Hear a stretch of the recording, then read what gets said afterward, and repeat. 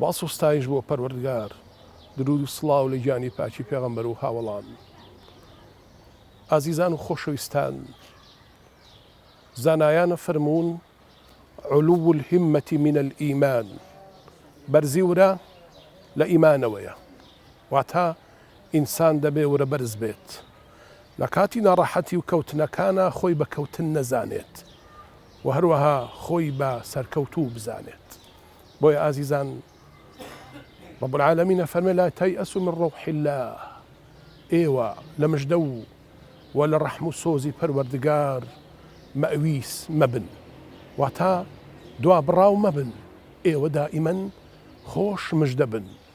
بۆیە خۆشەویستان، کاتێک خوێنکارێ لە تاقیکردنەوەیە کە ئەکەوێ مەواتای ئەوە نییە دنیا کۆتایی پێهاتووە و معنای ئەوە نییە کە ئیتر کەوت و هەرگیز هەڵناسێتەوە. بۆیە ئەبێت ئینسان ورە بەرز بێ. پێغەمبەر فەرمێ صلی الله عليه وسلم لا تعجز، ورە ڕووخا و داڕما و داتەپی و مەبە، بێدەسەڵات مەبە، بێورە مەبە.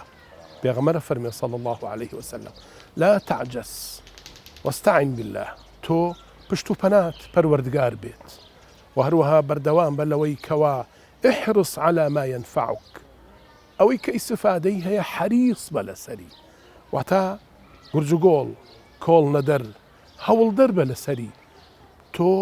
مەڕوخێ. پێغەمبەر صلی الله عليه وسلم کاتێک هاوڵێک تاوانێکی ئەنجامدا بوو و پاداشتی تاوانەکەی وەرئەگرت، لەو کاتەدا کۆمەڵێ لە هاوڵان پێیانەوت دوژمنی خوا،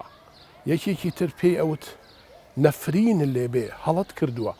پێغەمبەر فەرمی صلی الله عليه وسلم مە بێدەنگ بن، بێدەنگ بن، بێدەنگ بن، إنه يحب الله ورسوله. ئەو پیاوە خوا پێغەمبەری خوای خۆشەوێ صلی الله عليه وسلم، بەواتای ئەوەی ئەو کاتێکەوە کەوتووە هەڵەیەکی کردووە یا تاقیکردنەوەیە کا دەرنەچووە، فرسەتێکی لە کیس چووە، نابێ وەرەی بڕوخێنیت، دەبێ بەرزی کەیتەوە، دەبێت بەرزی کەیتەوە بۆ ئەوەی بەرز بێتەوە. خوێنکارانی خۆشەویست، لە تاقیکردنەوەیەکە کەوتی، ساڵێک دوا کەوتی، معنای ئەوە نییە تۆ هیچت لە بارانیە و معنای ئەوە نییە کە تۆ بێسوودی، نەخێر. جاری وا هەیە کوڕ دەڵێ ئەوەی نەگلێ نابێ بە سوار، واتە لە کەوتنەکانە وێستگەی بەرزبوونەوەیە. کاتێ ئەکەویت لە کەوتنەکانە وێستگەی سەرکەوتن دەست پێ ئەکات. خۆشەویستان، خوێنکارانی ئازیز، ئایا ئەزانن کەوا ئەو کەسەی کارەبای دۆزیەوە ئەدیسۆن بۆ پێشکەشکردنی چاکردنی گڵۆپێک زیاتر لە 900 جار تەجروبەی کرد، واتە دوای 900 تاقیکردنەوە و بەرەو سەر گەیشتە ئەوەی توانی گڵۆپێ دروستکە. بەڵام ئەو ورە ڕووخاو نەبوو، ئەو نەکەوت بوو، ئەو لە ناخا هەرەسی نەهێنا بوو. بۆیە کاتێک ناخت پڕە لە تاقیکردنەوە، ناخت پڕە لەوەی کەوا تۆ هەوڵ بی، بەڵام ڕێکاری گرتنەبەری تاقیکردنەوەکان زۆر پێویستە. پێغەمبەر صلی الله عليه وسلم هاوڵێ هاتە خزمەتی فەرمووی وشترەکەم تەوەکل بەستم بەخوا و بەڕەڵایکەم. پێغەمبەر ڕازی نەبوو، فەرمووی ئەعقلها، جوان بیبەستەرەوە بە حەبلەکەی تنگ و تۆڵی کە وشترەکەت، ثم تەوەکەل، ئەمجار تەوەکل بەسە بە پەروەردگار، واتە دەبێت ڕێوشوێنی سەرکەوتن بگریتە بەر. نابێت لە شەوی تاقیکردنەوەکاندا تۆ 100 وەرەقە لەبەرکەی، ئەوە ممکنە خوێنکارێکە بێ لە 1000 خوێنکارە خوا ئەو قودرەتەی دابێتێ،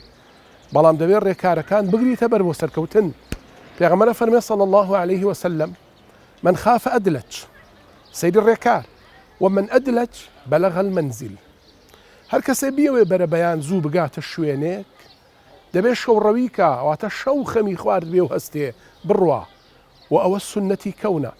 رسول الله وعدی داوە صلی الله عليه وسلم، ئەفەرمێ ومن خاف أدلج، ئەوەی لەوە بترسێ نەگا، شەو نخونی ئەکا و بە شەوە ئەڕوات بۆ سەفەرەکەی. ومن أدلج بلغ المنزل، ئەوەی شەوڕەوی کرد و بە شەوە ڕۆشت و ڕێگای گرتە بەری بەیان ئەگاتە شوێنی خۆی و مەبەستی خۆی ئەپێکێت. وی ئازیزەکەم دەبێت دایە و بابە ورەی منداڵەکان نەڕوخێنن، نابێکەوە لە تاقیکردنەوەیەکە سەرکەوتو نەبوو دەم و چاوی لێبەی بە یەکاو بە توانج و بە قسەی زبر ئازاریکەی ئەو خۆی ناخی بریندارە بۆ هۆی سەر نەکەوتنی لە تاقیکردنەوەیەکە تۆش ئەوەندە ناخی برینار ئەەکەی کاتێکەوە کەوتووە ئەو لە تاقیکردنەوەیە کەوت ئازار و ئێشی هەیە و ناخی هەژاوە برینارە تۆش بە توانج و قسەی زبر ئەوەندەی تری بریندارەکەی دوور نییە بیر لەوە بکاتەوە کەوا بۆ خۆی ئینتیحارکە و خۆی لە ناوبەرێ